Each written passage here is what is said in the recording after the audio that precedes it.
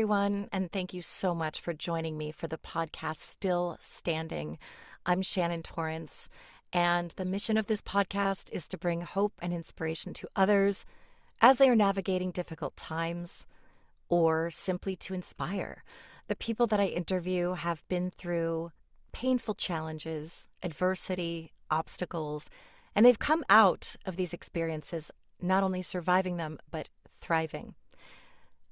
I also want to highlight that no matter what we go through, there's always healing that can happen.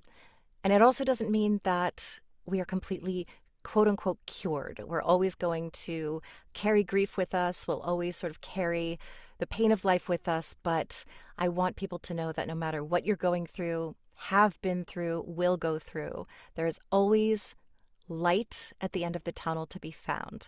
So today I am so happy to bring to you Jackie Disch. Jackie is a lifelong writer.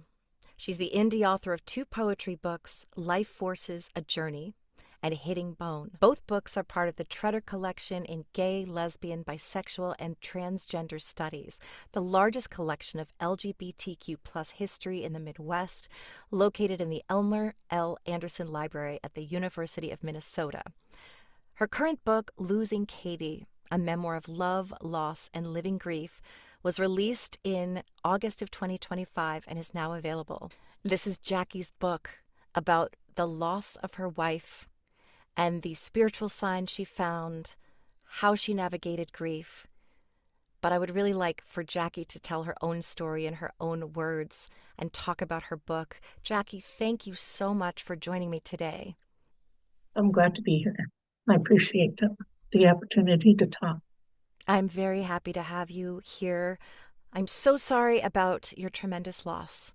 And I'd love to hear about Katy. I'd love to hear about you. I'd love to know about your life and sort of your journey. Katy and I were together for 23 years, um, just over 23 years. And she died in 2020 in July during the pandemic shutdown. Things were just starting to open up, but medical settings and things like that were still you couldn't go in. If you weren't patient, no one else was allowed in. We had a great life together. We enjoyed each other's company. Um, we both are or were of the belief that we had met in other lifetimes, for those who may believe in that. Um, and we're both certain that we'll meet again in the next.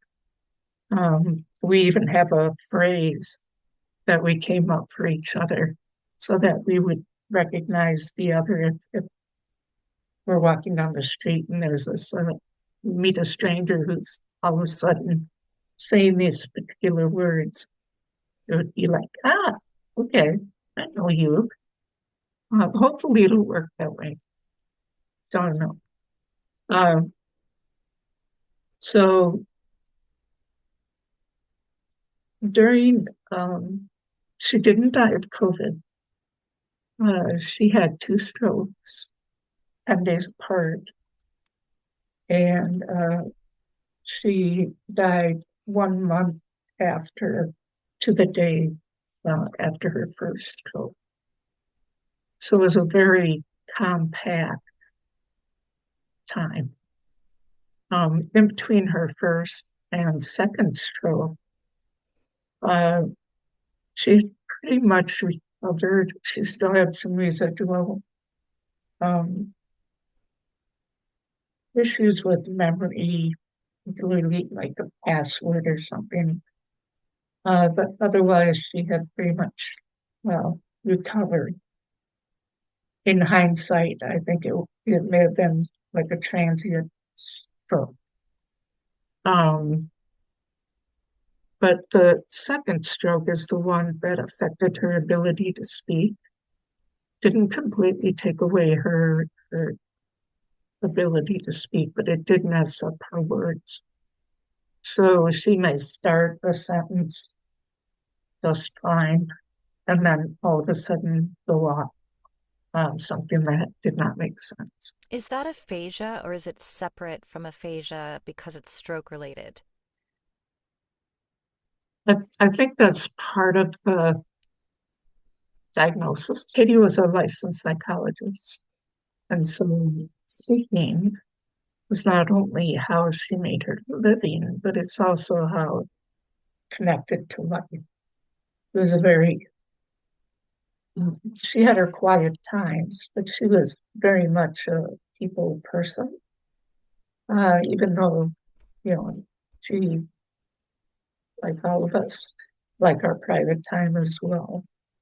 So losing that ability to communicate was very difficult for her um, and for me. But kind of an interesting thing occurred where we were so connected, if it's intuition or psychic, whatever level, that I could understand or figure out what she was saying while nobody else had a clue. And so I termed it Katy speak. Um, and we were able to communicate for the most part the things that she was wanting. Like she wanted a weighted blanket, but she didn't have the words to say it. So she even eventually started drawing because for some reason that part of her brain was the visual part was working better. So she started drawing like these little squares on a big square to show what she was trying to say. So like she was asking for a weighted blanket. And she gave me um, kind of in a hit and miss way, she gave me the name of the person who used a weighted blanket a lot with various people who that person had been taking care of. So once I had that piece, then I knew exactly what she was wanting. And by the end of the day, I made sure that she had a weighted blanket. Um, so during this time, because of COVID, um, and because particularly in the medical establishments, you couldn't go in, Kitty was not wanting to go to an ER when she had the second stroke. And when she had the second stroke, we didn't even know yet what the first event was because she had gone to an MRI and we were waiting for the results, and it was a weekend. And so we didn't know if it was a stroke uh, for the first one. Katie thought maybe it had been like a heart issue with a brain tumor. Who knew what exactly had caused that?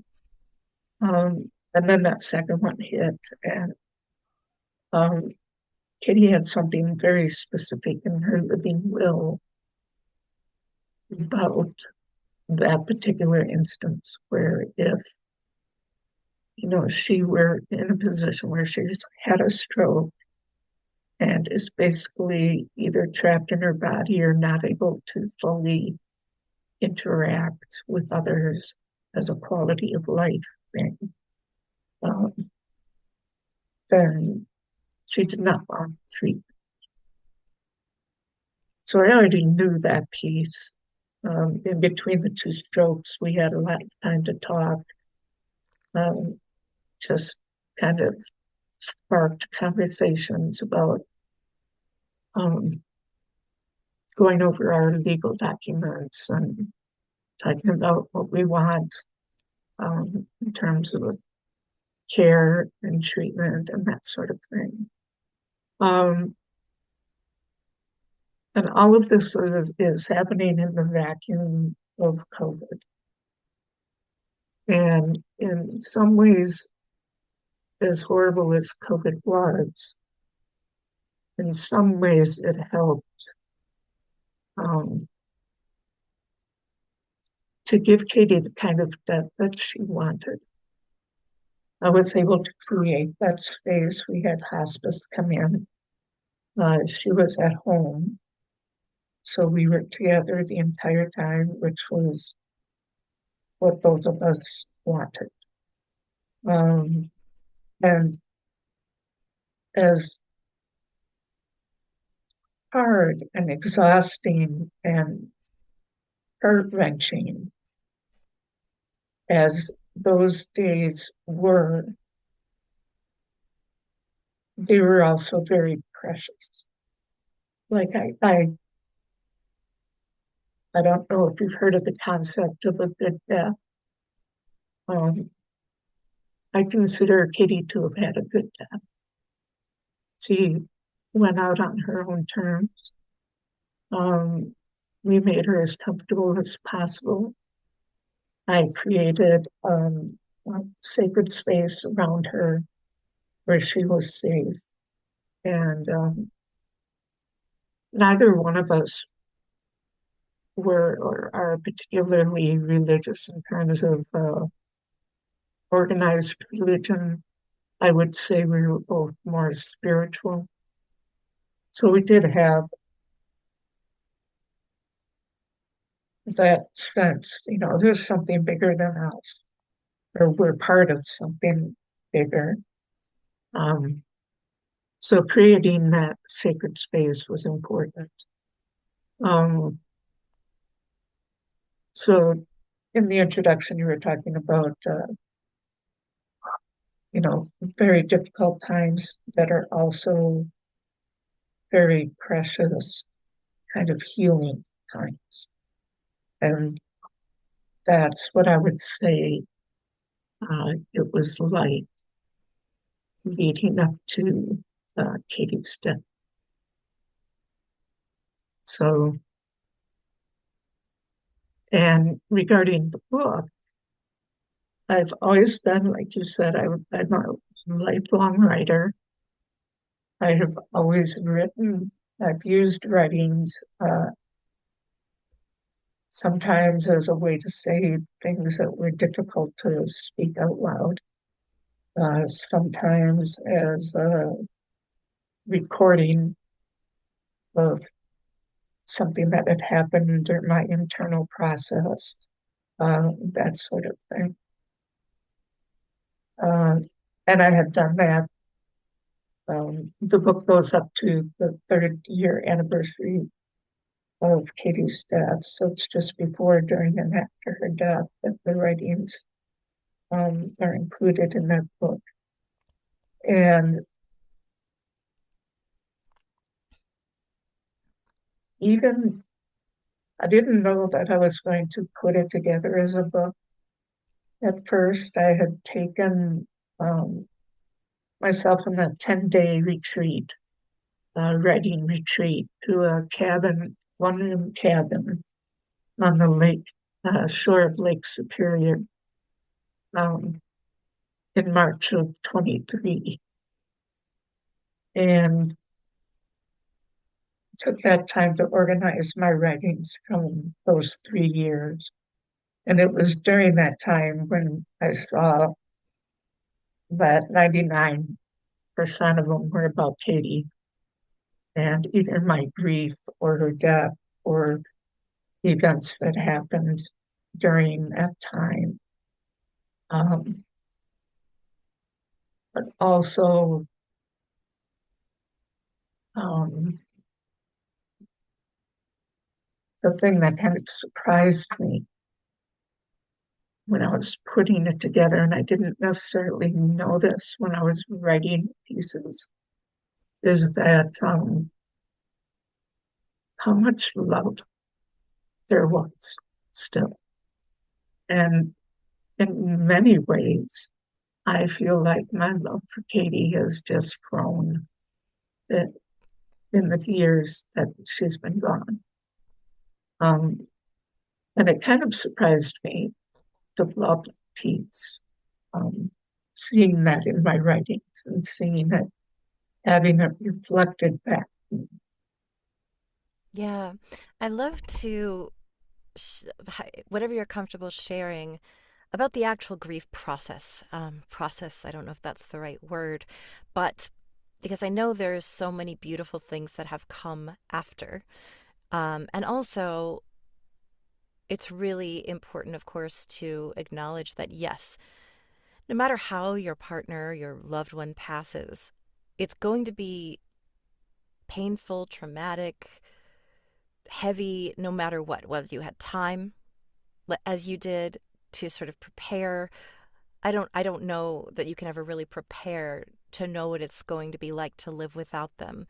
The way that you're describing your relationship, you're not just partners, lovers, but you're best friends. You're sharing your life with another human, which is the most intimate thing you can do. And so I imagine, you had time to sort of, you were watching her, kind of being with her as the dying process happened.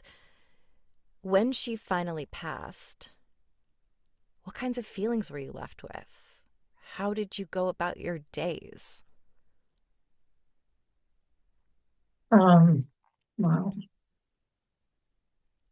I I have a I have a background, an academic background in psychology. I studied death and dying and grief issues, and I've had far too many people in my life who had died, so that was not new to me. Both my parents had died, Katie's parents had died. Um, but and I've been at the side. I sat with people as they died. So none of that was new to me. But Katie's death just blew me completely out of the water. It just blew my world apart. Um, I, I, for all the things that you would think that I would be prepared for, so to speak, um, yeah, that her death was just,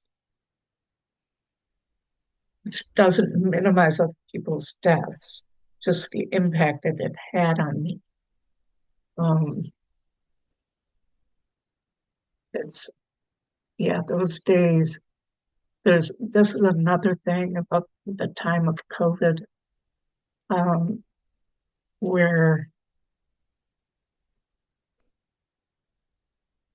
it gave me the time to be with my grief fully 100%.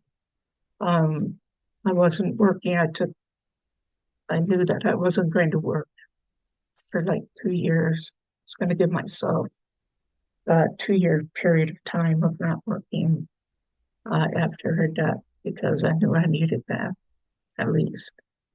Um, and that's something society doesn't get. Our society really doesn't do death very well. It likes to avoid it, and you get 2 weeks or a month off from work, and then come on back and just be yourself again, type thing. No, that that's not how it works, and it's really too bad that that's the way that our society is right now. I know there's a lot of people working and trying to change that. Um, but I think that does more damage than it does help people when they feel like they can't continue to grieve past a certain time. Whatever that it's arbitrary. It's whatever that family believes is the right amount of time, or their outer community, work, social friends, whatever. Everybody has a different idea of when you should be done grieving and Yeah. when you should be moving on. And that's why I intentionally use the term living grief in my title, because that's what I believe we do. We live grief. It's not something that we get through or get over or fix, or, it's not like a one and done. It's not something to be conquered. It's something to embrace. It just, if you feel like laying on the floor sobbing, then let yourself lay on the floor and sob. There's only you know the best way for you to breathe. Um, that is how I think society should um, approach grief, to and encourage people and reinforce the idea that you do know what you need to do and how you need to do it when you're grieving. All these people outside of you, just don't even. I don't mean this as advice to everybody to do. These are my thoughts, but it's like you really do need to listen to yourself and pay attention to yourself and honor your grief and honor the person that you lost. And one of the ways that you honor them is by honoring your grief. I don't know if that makes Yeah. sense. Yeah, it's definitely difficult in modern society, especially American culture, that one, we don't like to talk about. There are things we don't like to talk about here. And maybe this comes from our sort of puritanical ancestors. I mean, yours and mine, not, but like, Sure. that came into this country. And I always feel like the Native Americans had it right. They were and are connected to nature. They're connected to source. They're connected to spirit, right? Their Mhm. spirituality. And then we've kind of, well, then we, this country was invaded by people that are very sort of puritanical. And so there's a permeation in this culture of being afraid to talk about death, money, and sex. And when you compare it to other cultures, I can only speak to where I've been, but Mhm. like Europe, most countries I've been to, very uh, not like Amsterdam, not England, but like there are places I've been, and Costa Rica, which is another Latin American country, where there's just this openness. And yes, we talk about these things. And in Japan, they talk about money openly, and I always do, and feel sort of taken aback when people are like, you shouldn't be talking about that. So Right. and grief is one of those things. And that is what I've said about this podcast and my other, which is Magic is Real, is that I want to take the fear out of death because it's something we Mhm. all are going to experience either secondhand, we're going to be impacted by, and it's going to happen to us no matter what. Right. And I think it's important that we talk about it. And also, people don't know what to say because they just either they Mhm. haven't been through it, they Yeah. fear it, so they don't want to think about how it could happen to them, and they're afraid of saying the wrong thing and upsetting you, so they just say nothing. My Mhm. sister had I won't go into it because it's for her personal reasons, but she went through a traumatic loss. And she said, one of her best friends from childhood, she said, oh, she said all the wrong things, but at least she said something. Mhm. No one else said anything Yeah. about my loss. And so, um, yeah, let's talk about that if you have thoughts before we move on, because I have other questions, of course. Mhm. Um, yes, that there is, I did experience, even with COVID, there was texting and FaceTime and Zoom and whatever. So there are ways to connect with people. But one of the things I had learned in studying, death and dying was that there's a certain point of time, it's like after the casseroles stop coming, people just go, they're gone. Yeah. And it is because they either are uncomfortable with death, or they don't know what to say, or they don't want to deal with their own feelings about the person who died. Um, so, yes, that I completely agree with all of that.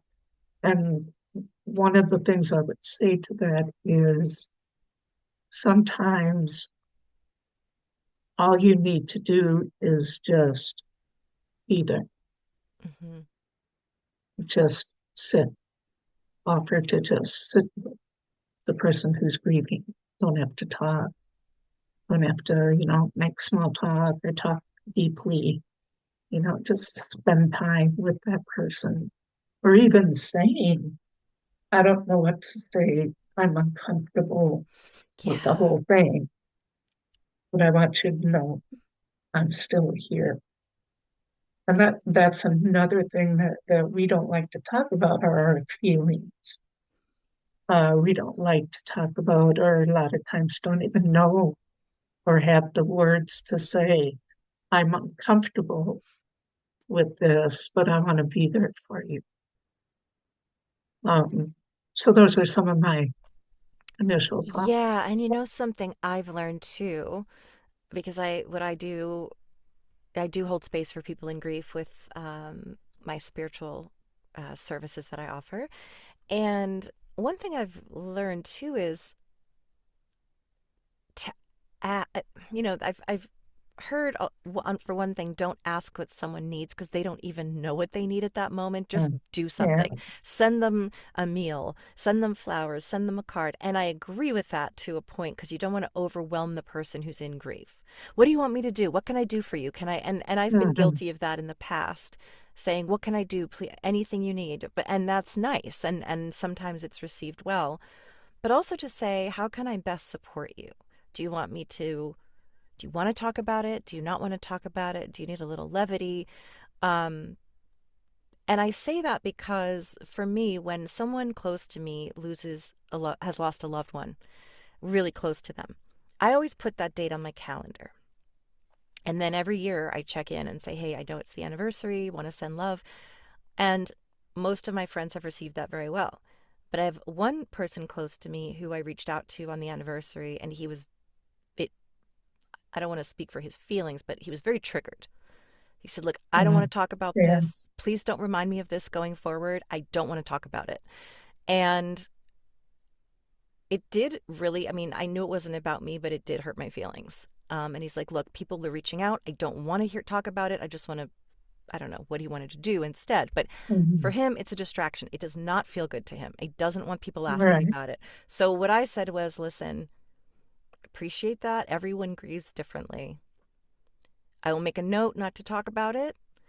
So maybe the question is, and I'd love to hear your thoughts, is to not assume, is do you want me to, how can I support you? What would feel best? I don't want I want the person to know I haven't forgotten. So I guess, what would you say to that? Right. Yeah, that's the other side of the coin is um, in reaching out, if you do want to reach out, there's also that kind of struggle of, is this going to trigger that person? Yeah. I don't want to say anything because I don't want to upset them. Yep. Well, I think probably 90% of the time the person's already upset anyway. Yes. That's what I've always They're said. grieving. But yeah, there are some people who don't want that for whatever reason. Yeah. Um, so I think the bottom line is you just have to take a chance. I think you're right.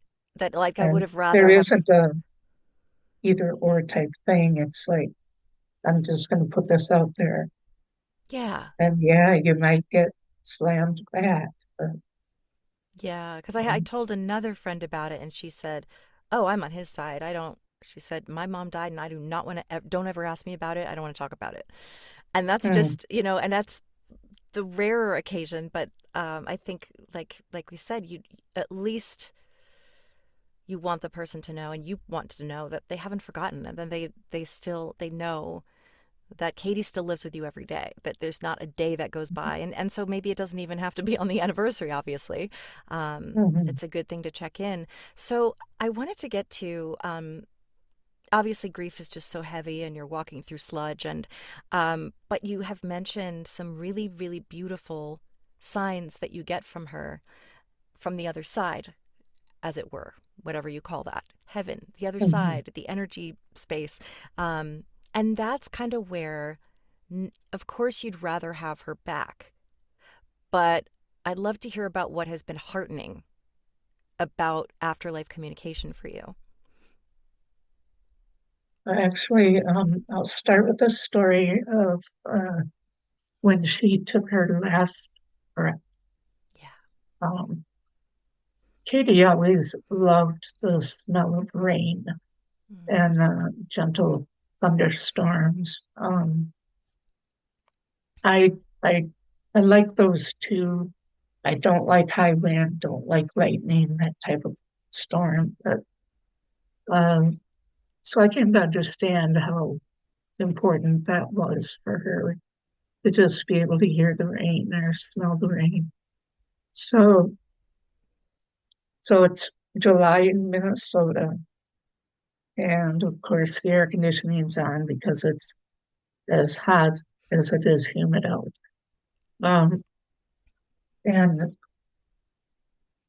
I'm sitting on the edge of the bed right by her, and all of a sudden I hear what sounds like hail or something pounding on the roof. And I'm like, what in the world? And my brother, who was helping me with Katie at her request, um, he was in the other room taking a nap, and he came kind of stumbling in the room and was like, "What is that?" Um, there was no storm or anything in the forecast. It was this beautiful day out. Um, and this was just before 7:34 on a Friday evening. Um, so I hear the rain because I look out the window, and then I say, "Katy, it's raining," and I thought that would, like really make her happy to just hear the rain again. Um, that is one of, as far as I know, one of the lessons to go with the person's hearing. Um, and so jumping up and I'm running around, I open this window, but the air conditioner is right there and it's too loud. So I shut that, I come back around, open the other one, and come back around. I'm standing at the foot of her bed. And all this time, I'm listening to her breathing because it's more rated. And, so finally I stopped for a second from running around the room, windows open, and I'm at the end of the bed looking at her, and she had just taken her last breath. And it, it was the most beautiful, heart-wrenching of moments. And the rain was a nice downpour, was a little rumble of thunder, and I just thought that that was totally fitting. Um, and I have come to think of it in terms of because of, like I said, there were no storms in the forecast. It was a beautiful day. I had a friend who was in a completely different part of the city. And she had said that she had noticed the clouds that were just so very different than typical clouds. Um, and it was around the time that Kitty took her last breath. So for me, what I think is she not only took that moment to leave, but I think she was that rainstorm. I think that's what she became, or even manifested. Mm-hmm. Um, and so, you just, when you try to talk about things like that to people, and I do write about it, but um, a lot of people get it. They Yeah. get that sense of synchronicity. Um, just as many people think, well, hey, don't know really what you're talking about. Um, so then, I was with Katy for a few minutes after she had uh, taken her last breath.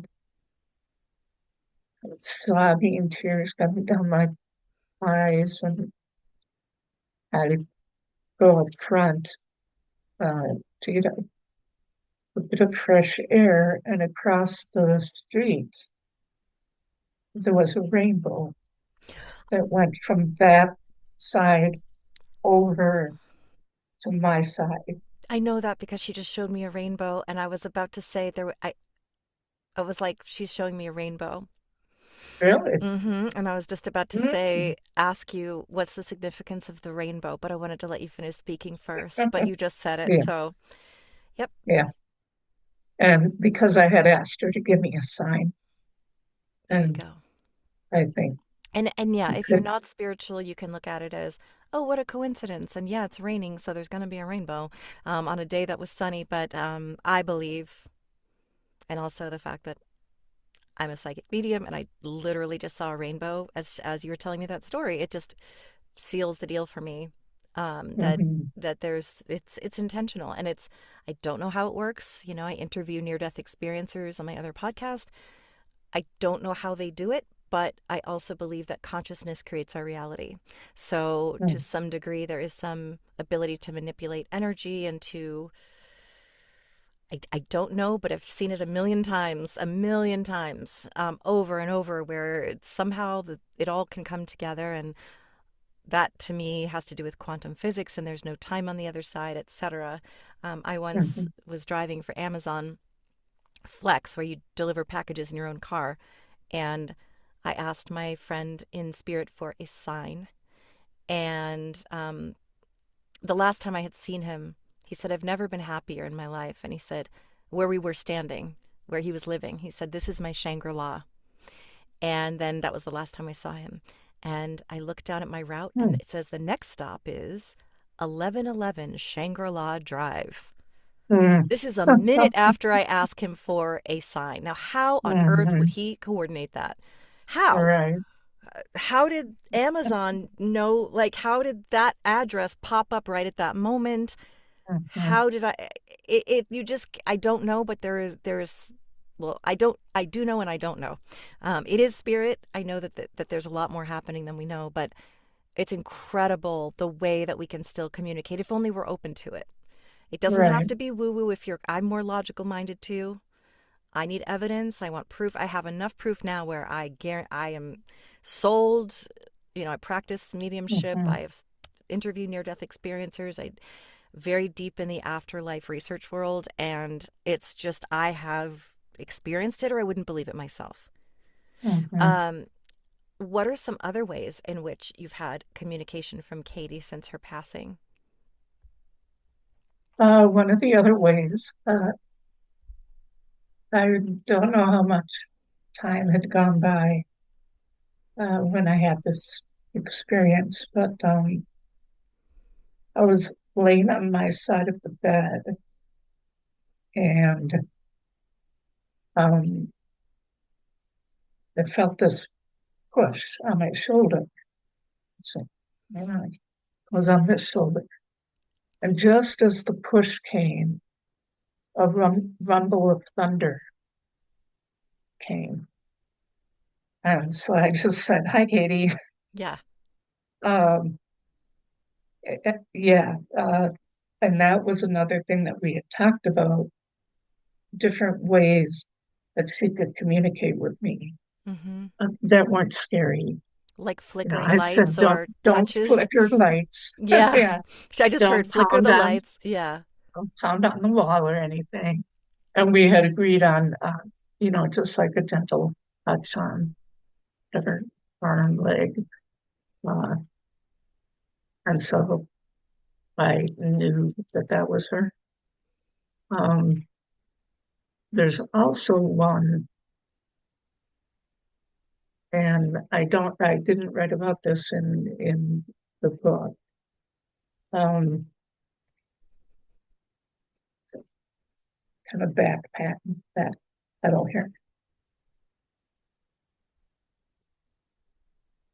A lot of things I do are intentional, or I try to be as intentional as possible. Not that I'm, you know, like stuck to a certain path or whatever, but you know, my, my speech, I'm intentional. In my writing, I'm intentional, and it's not that I'm ignoring other things to make it intentional. It's just how I am. Um, and I go with my guts a lot. I listen to myself and my gut. So this one is not included in the book. So a little bonus feature. Excuse me.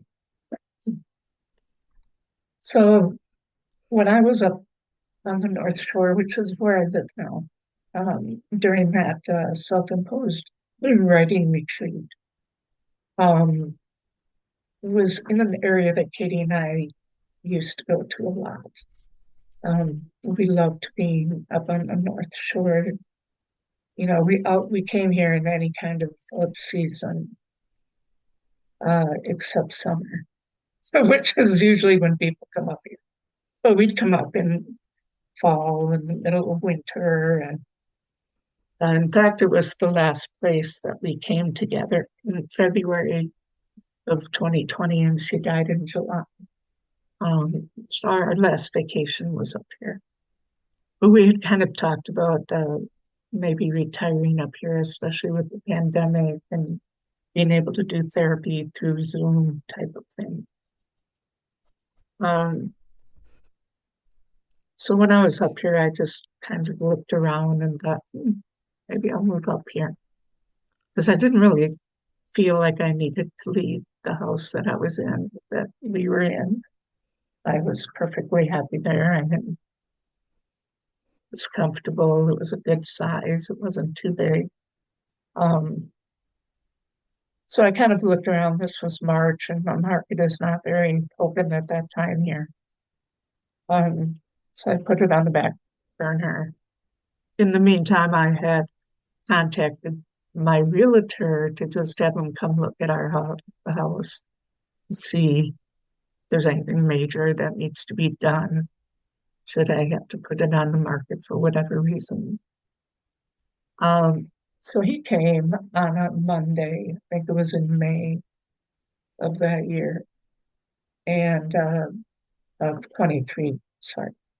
Um, you know, basically said, you know, it's good. I had just had a furnace put in, so there wasn't really anything major that needed to be done.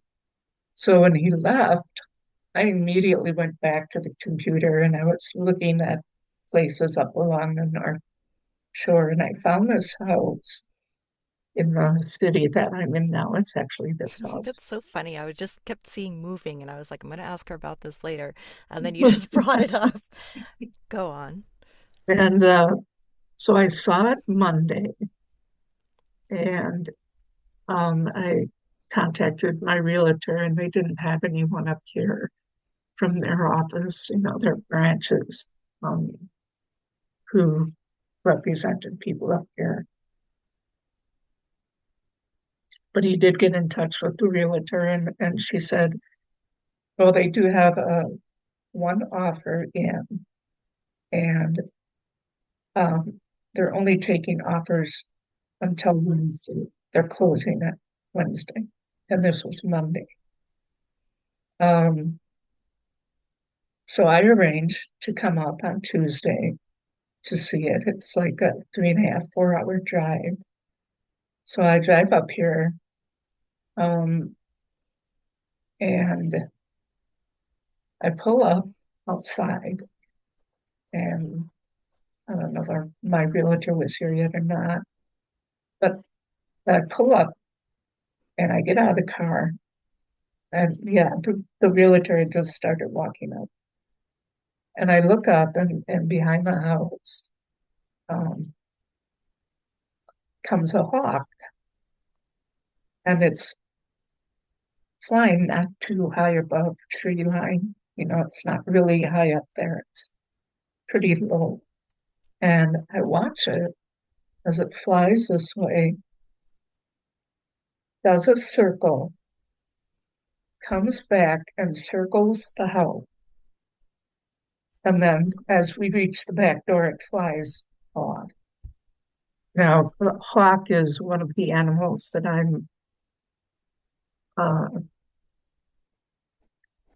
don't like to call them spirit animals, but it's it's a bird that I'm connected to. And Katy knew that. And it was like a neon sign Yeah. This going, is your buy house. me, buy me. This is it. Yeah. This is it. Um, It's so interesting because I kept being drawn to the feather behind you as you were mm, talking, and then I started to see images of moving, and then you told the mhm, story, and so even now I'm like, wow,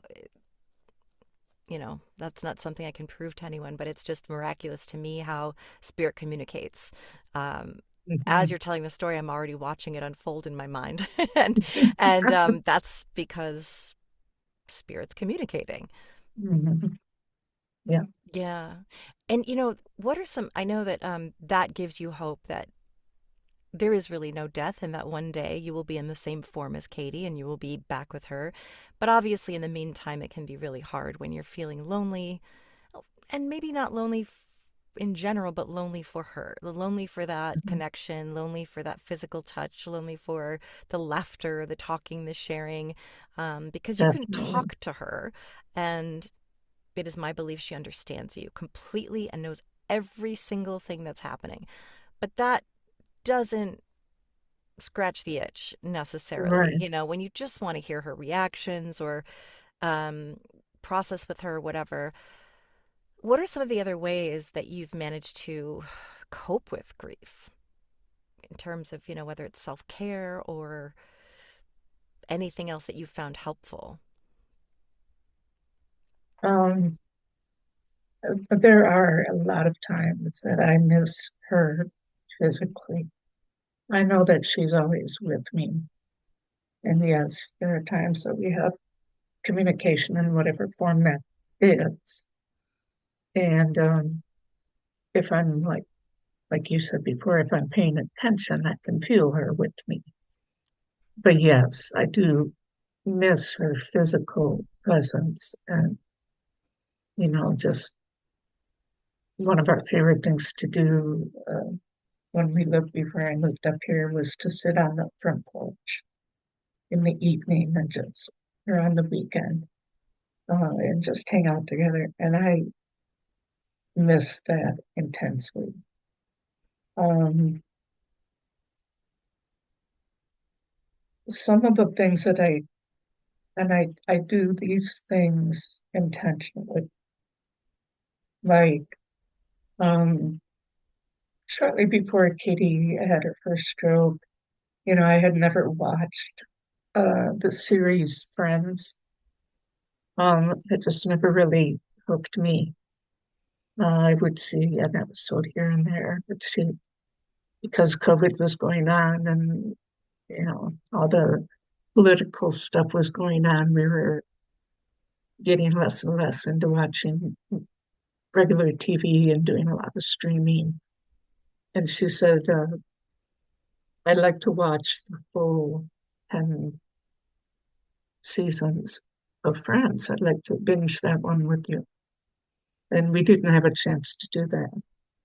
So one of the ways that comforted me, especially that first year or two, and helped. me to feel closer to Katy. I binged all 10 seasons of Friends at least 20 times during that time because it was one of those things that during that time frame would help me in my grief, Yeah. still feeling my grief, but comforting, um, finding comfort for myself in that. Mm-hmm. Um, there is no, there's no way to physically replace her presence. Um, I'm not interested in another relationship, but even that type of thing, that person would not be a replacement. So that physical piece that we had is gone. Yeah. There, there's no way to trick yourself into to getting that back. And and and confronting that in and of itself, is another thing to grieve. Um, Do you have dogs or cats? I no, no, I'm not a dog person. Katie had cats and a dog, and we had both of those things during the years we were together. Yeah. But a year after she died, I thought, okay, maybe it's time to get a little puppy. Maybe I'm ready for that. So I found this perfect little puppy and picked her up. And I think I had her a week or two. And then I gave her to my sister's son Yeah. That's okay. because it was Yeah. too much work for Yeah. one person. It's like, Puppies I'm are not a really morning hard. person. Yeah. Puppies are a lot of work. And but Yeah, it's funny because I was just seeing a like dogs. And so I wondered if that was something that she would mention. And great, you found the dog a loving home. No judgment there. do get to see her still. She's still in the family. Yeah. However, there's a part two to that. So I was at the pharmacy one day, uh, and it was shortly after I had named the dog Willow. It was shortly after Willow was with her new family. And I was walking through the pharmacy, and there was a stuffed toy on the aisle. And so, I just went to pick it up and put it back on the shelf. And it was like, well, that's kind of cute. And then I saw this other one that looked similar to Willow. And it was the only one on the shelf. And it was a little puppy, um, stuffed puppy. And again, it was one of those things like, Katie had thrown that other one on the floor to have me stop and see this one. So I do use that. Yeah, I that makes sense. So I was like, as there's a something as about a I was like, there's something physical. about a dog. And do you sleep with the dog or like hold the dog She's in sometimes? bed with me. Yeah, Yeah, sometimes I that's do. why I'm like that's why I Mhm. was seeing a dog. So yeah, that's the thing. It's like we're adults, but we're we're baby, we're still babies. Like we could still respond to the things like babies have comfort animals. Why don't we? I think it's Yeah, some and kind I of think emotional actually support. after that would be the closest that I could come to replacing that physical aspect Yeah. of, of Katie. It doesn't replace the conversations and the, you know, laughing and talking things out and things like that. But I would I would love to see that as a part of grief groups or Yeah. as grief training is find some, it doesn't have to be a stuffed animal. Hmm. It could be like one of those little baby things that Yeah. is kind of lifelike. They're, comforting. yeah, whatever it is that feels that you're attracted to, that they kind of pick each other. Yeah. Because that does give physical comfort. Are you someone that uh, attends grief support? Some people swear by them, some people say it makes them feel worse. Do you have experience with that? I've, I've never been a big group person, but I have done a couple of um, grief, not really support groups, or kind of in between a workshop and a support group. Mm-hmm. Um, and I won't say his name because I don't know if I'm allowed to, but with somebody who's a renowned grief expert uh, online, and it was in person. Some of it was in person, and then some of it was recording. Yeah. And I did find that very helpful. It was the right Good. thing at the right time. And then what Um, about community support? I know you said you kind of indicated you're more of a loner, but what about friends, family? Obviously, you've got family too. mhm. um, I've my whole life I've only needed like one or two good friends. I've never been a big people person, big party, big crowds at state fair or going to concerts. So I do have those handful of people uh, that I have still connected to. Mm-hmm.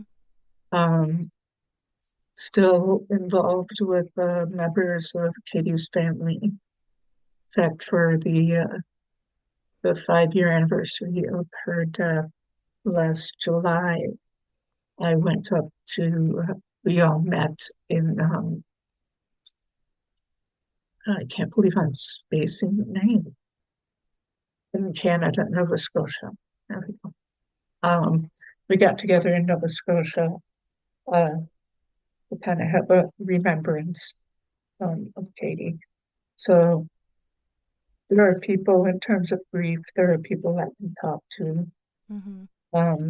And whether they like it or not, any of them, friends or family, I continue to talk about Katie. And I will. Yeah. I just, I'll challenge their limits on what they're comfortable with regarding death and dying. But, don't be afraid to talk to me about Katie. And if I'm not in a place to do it, I'll tell you. Yeah. It's like, and I do. Actually, I did do that for probably the first 3 or 4 years around the particular anniversaries. Um, she died on July 3rd, and her birthday is July 4th. Oh, Um, wow. she was 6 hours and 5 minutes away from her birthday when she died. Uh, she was older than me, and had she waited those 6 hours and 5 minutes, she would have turned 70. Wow. So, kind of have the humor, because humor was important to both of us, that she really did not want to turn 70.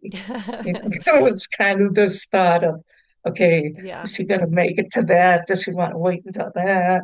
Or is she going to not wait for that? So she took it down to some of the last hours. But Yeah, definitely. in the end, she wanted to stay 69. Yeah. I would assume too, writing obviously is one of the most cathartic things. Would you say it's the most healing thing for you, or is it something else? Oh, by far. It's always been there for me. Um, since I was a young teen, I was always writing, whether it was journaling or um, poetry, just my thoughts and feelings about something. And all of my writings, they are very they're personal in nature, but I write from my emotions. Um, when I was in college, I could write a very good sterile college paper on whatever it was that I needed to write. But when I do my personal writing, it's not just from my heart, it's from the essence of me. And I think a lot of people are uncomfortable with that as well, whether the writing is about grief or, my other two books that I put out. I've never found the niche in the larger writing community. Um, I try to submit things to more established type places. And really, the places where I'm most embraced are with like-minded people or like-hearted people who aren't afraid of their emotions or aren't afraid to go to those places. Um, I don't write your grandmother or grandfather's type of poetry.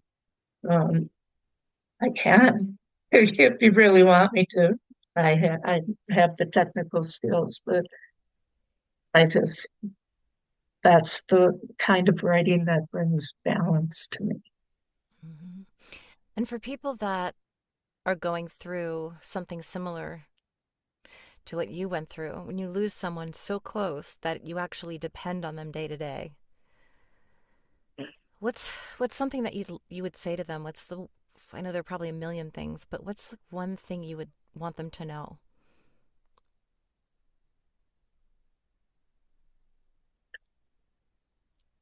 Um,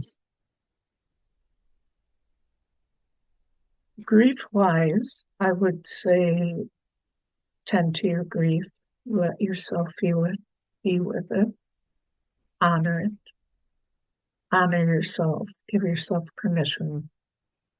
Um, there may be things outside of your control that you have to do, like go to work, or you have to do this or that, but always come back to yourself, or even better yet, take yourself with you um, when you go to do those things. Uh, and the rest is really up to whatever the person feels would be most helpful. If it's journaling, um, also I'm a big fan of therapy.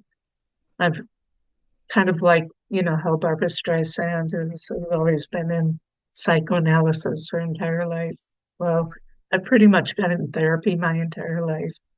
I'm a champion of therapy. Um, do what you need to do to help yourself stay as sane as you can. Well, I shouldn't say that because sometimes feeling insane is the exact thing that you need to feel. And in grief, you do feel that. Um, Try to be as articulate as you can with your friends and what you want and don't want from them if you have the chance to talk about it beforehand. I highly recommend that. Like with Katy, we had an advance idea of what was coming. And so, but on the other hand, grief will just blow all of that out the water. And for a while, I would probably say it wasn't until the second year that I felt like I was kind of coming back Yeah. to, and I'm not going to say going through grief. It's not, it's like I said, I believe we just live it. Hmm. And it's important to live it. But it was kind of the first 2 years for me were very deep And some of them were very dark times, and a lot of sobbing, and a lot of all of that, just letting myself breathe. Um, and, just try not to let other people push you out of your grief to make it more comfortable for them. That's a good one. Yeah, I think the insult to injury, while most people mean well, is that not only are you grieving, then you're also navigating boundaries with people at a time when you're already dealing with legal stuff and house Yes, cleaning and belongings and family members and probate and all the things. And then you've also got yes, people who mean well most of the time. I mean, I think they always mean well. And then they might be saying things that are upsetting. They might be trying to be pushy about things. And so all while you're going through your own internal experience. And I think that's, a lot of the things we don't talk about. But thank you for being here, Jackie, for discussing grief. That's why I, was interested in having you on, because I think we do have to continue talking about it and acknowledge mhm, that it isn't easy, that no one knows what to say. No one can say really the right thing. You might have to be patient with the person in grief. They might be lashing out for a time or mhm, isolating. It's everyone, like you said, is different. And not to take it personally when someone's going through it, because just try to hold space and understand that they're they're in so much pain and grief that it's hard for them to even know what they need or what needs to exactly. happen. And so we do have to also, as friends, as support systems, also really do our best to be patient and to listen, to do more listening than talking, Mm, which is something I know, I've had to learn too. Um, because I want to fix. I just want to make someone feel better. I want to, yeah, and so it's just asking, like, tell me how you're feeling. Do you want to talk about it? Do you not want to talk about it? So thank you for mhm, sharing your experience. And we're going to have a link to where we can get your book. It's on your website, which is just your mhm. name, jackiedisch.com, I believe. And I will Uh, have, is that, There's a, it's Jackie L. Ditch. oh, Jackie L. Dish. Well, and I will have the link below so you can all check it out if you want to know more about Jackie and buy her book. Thank you so much, Jackie, for being with me today. It was a real pleasure meeting you and listening to your experience. Oh, thank you. Thank you, Shannon. I appreciate the time.